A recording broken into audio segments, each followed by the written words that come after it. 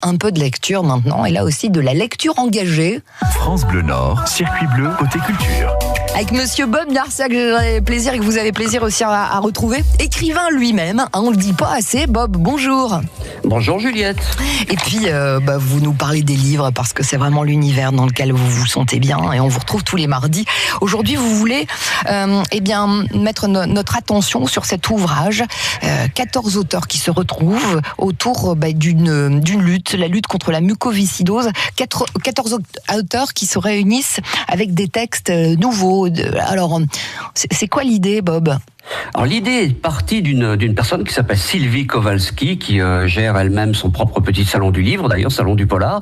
Elle a eu l'idée d'appeler 14 de ses amis, 14 auteurs dont j'ai l'honneur et le plaisir de faire partie d'ailleurs, et via son association qui s'appelle ECLAT, E-C-L-A-T-S, pour éducation, culture, loisirs, je sais plus quoi, animation, tout sourire. Voilà, ça s'appelle ECLAT.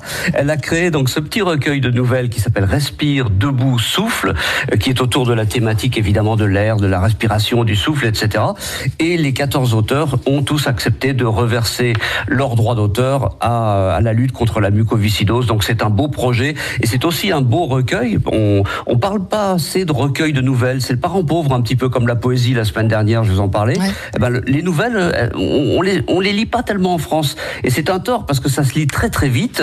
Une nouvelle, c'est une dizaine de pages, une vingtaine de pages, allez. Et puis on rentre dans un univers, on passe à un autre, etc.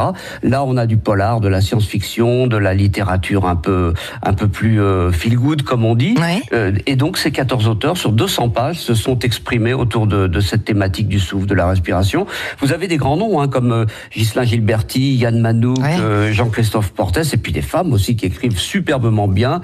Clarence Spitz, Isabelle Villain, Isabelle Bourdial, enfin, je peux pas citer tout le monde. Et voilà. Donc, un petit recueil qui coûte seulement 10 €, c'est vraiment pas cher. Et en plus de ça, d'après ce que j'ai compris, il y a 60% déductibles des impôts. Donc, ça coûte vraiment pas cher et tous les bénéfices sont reversés donc à l'association Vaincre la mucoviscidose. Donc, c'est une belle action et en même temps un beau petit livre à lire. Et peut-être une adresse ou quelque chose pour se le procurer? Bien sûr, on va mettre tout ça aussi sur notre réseau internet et notre appli, mais dites-nous. Alors c'est ECLAT, tout simplement, E-C-L-A-T-S au pluriel, ECLAT 2017, tout attaché, @orange.fr. Vous commandez là, à Sylvie, et puis elle va vous donner toute la procédure pour vous procurer ce beau petit ouvrage.